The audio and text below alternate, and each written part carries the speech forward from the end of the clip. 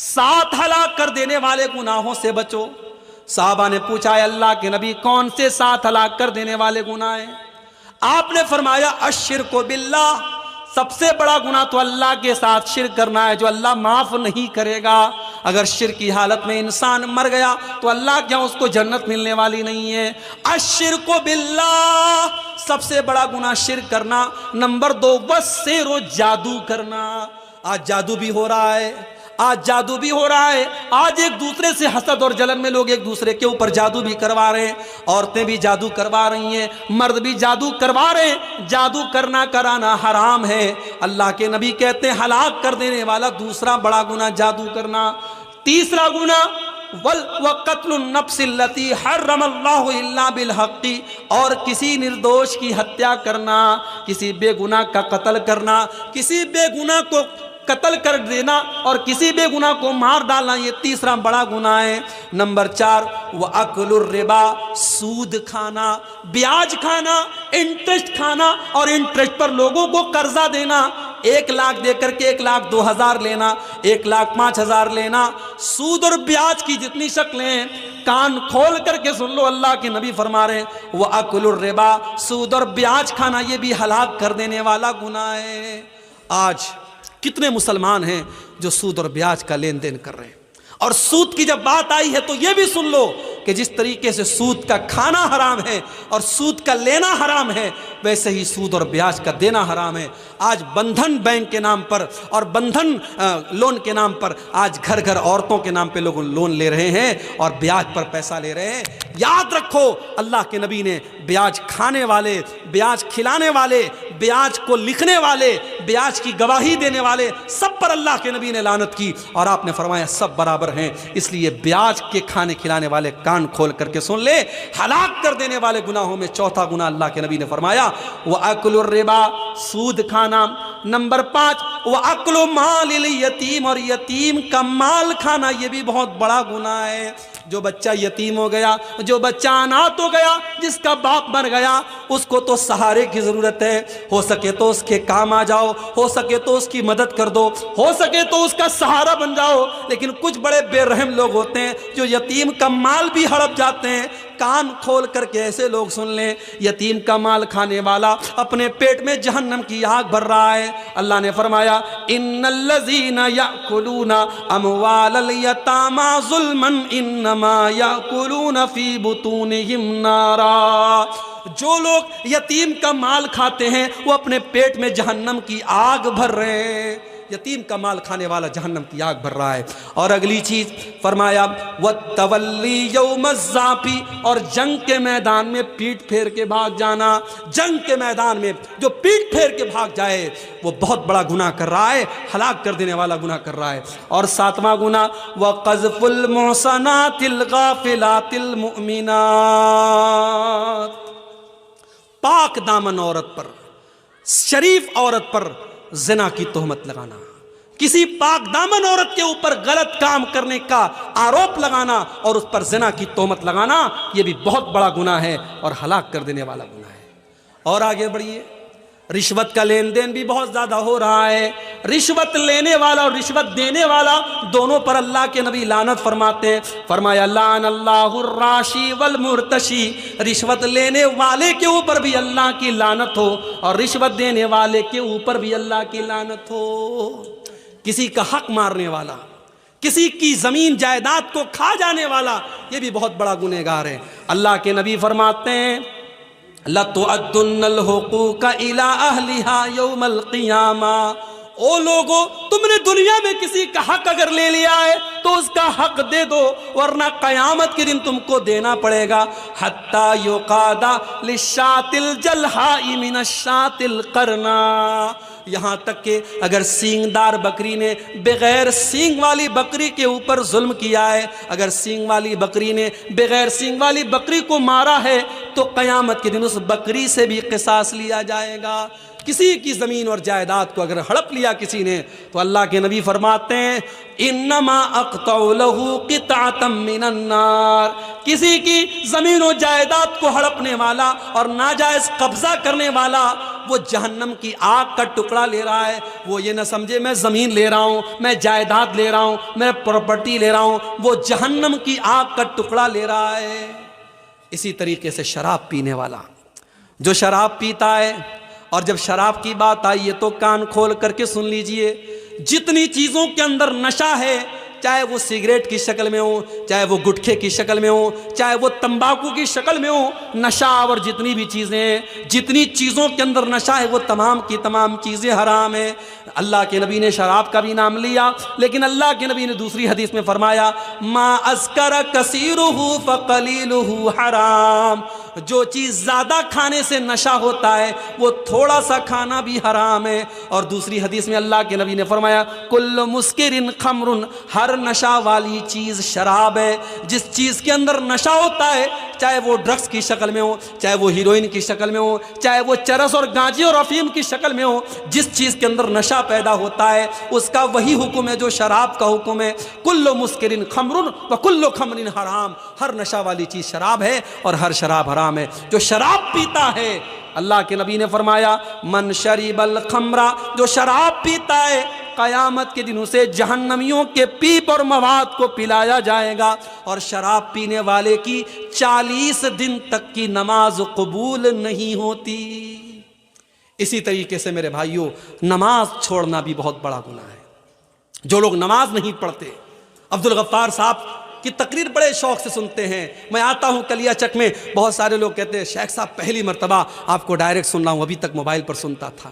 بڑی محبت کرتے ہیں آپ، بڑے شوق سے علماء کی تقریروں کو سن رہے ہیں، مگر پتہ چلا کہ نماز کی پابندی نہیں کرتے ہیں۔ میرے بھائی، یہ علماء کی محبت آپ کو کام نہ دے گی، یہ یوٹیوب پر 3 گھنٹے تقریریں سننا آپ کو کام نہ دے گا اگر آپ نے نماز کی پابندی نہ کی۔ اس لیے کہ نماز چھوڑنے والا، نماز کو برباد کرنے والا اور نماز میں لاپرواہی کرنے والا کون ہے؟ اللہ نے فرمایا قرآن کے 16ویں پارے میں فَخَلَفَ مِن بَعْدِهِمْ خَلْفٌ أَضَاعُوا الصَّلَاةَ وَاتَّبَعُوا الشَّهَوَاتِ فَسَوْفَ يَلْقَوْنَ غَيًّا۔ نماز کو برباد کرنے والے وہ لوگ ہیں جو نالائق لوگ ہیں، جہنم میں جانے والے لوگ ہیں، وہ نماز کو برباد کرتے ہیں۔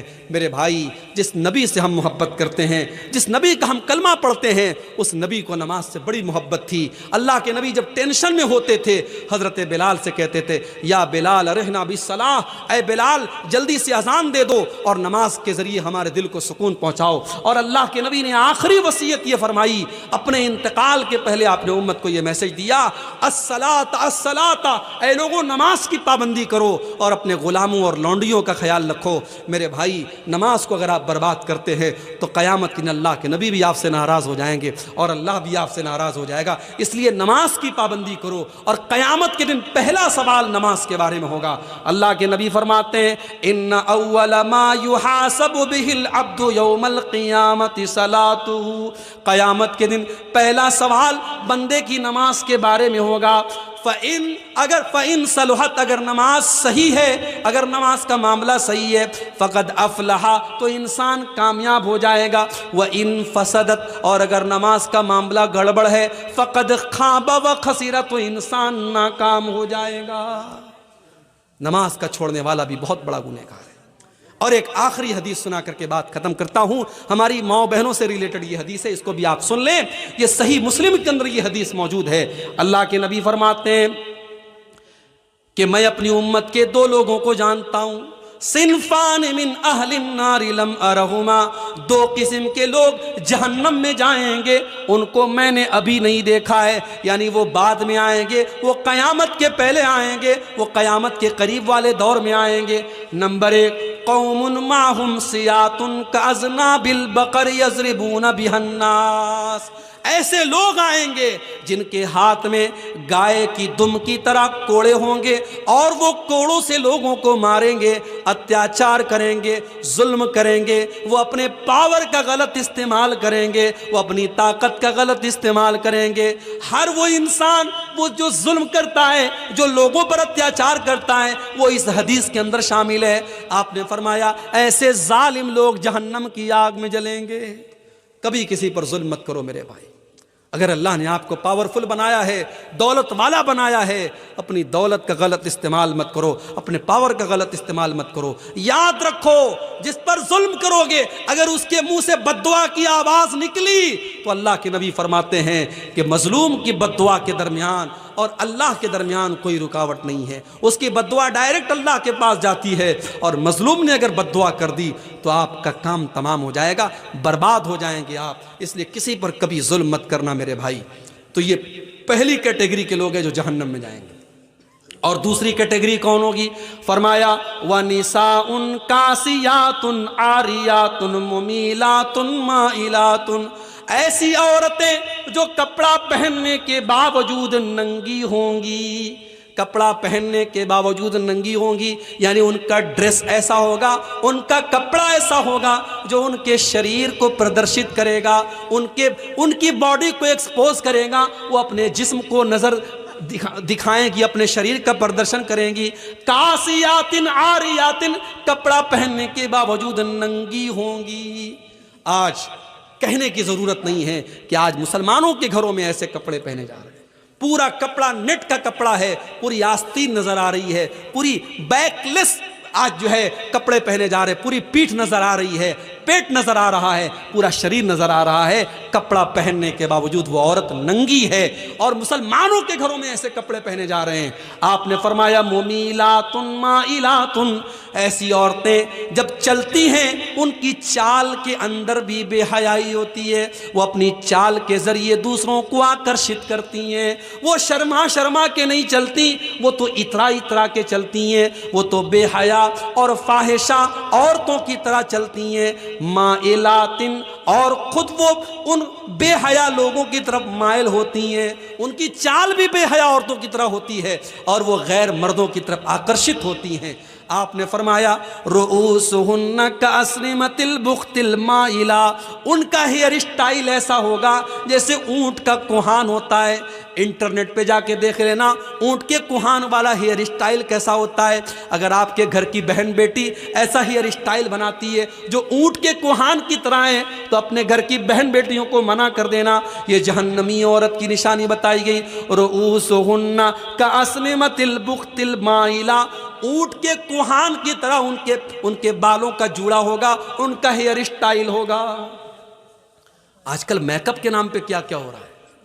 ابھی میری اہلیہ ایک دن بتا رہی تھی کہ آج کل کوئی وہ ہونٹ میں کوئی انجیکشن لگا کر کے ہونٹ کو موٹا کرتی، یعنی یہ کیا کیا ہو رہا ہے۔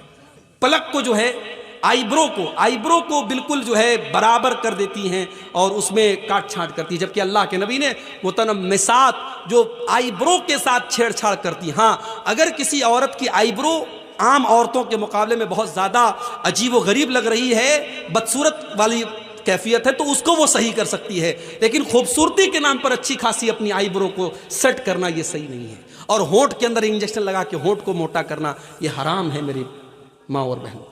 ہاں کسی عورت کے اگر چہرے پر بال آ گئے، ظاہر ہے کہ عورت کے چہرے پر بال نارملی نہیں آتے تو ان کو وہ ریموو کر سکتی ہے، ان پر ویکسنگ وغیرہ کروا سکتی ہے، مگر نارمل اپنے بالوں میں ویکسنگ وغیرہ کروانا یہ صحیح نہیں ہے۔ تو فیشن کے نام پر آج بہت کچھ ہو رہا ہے۔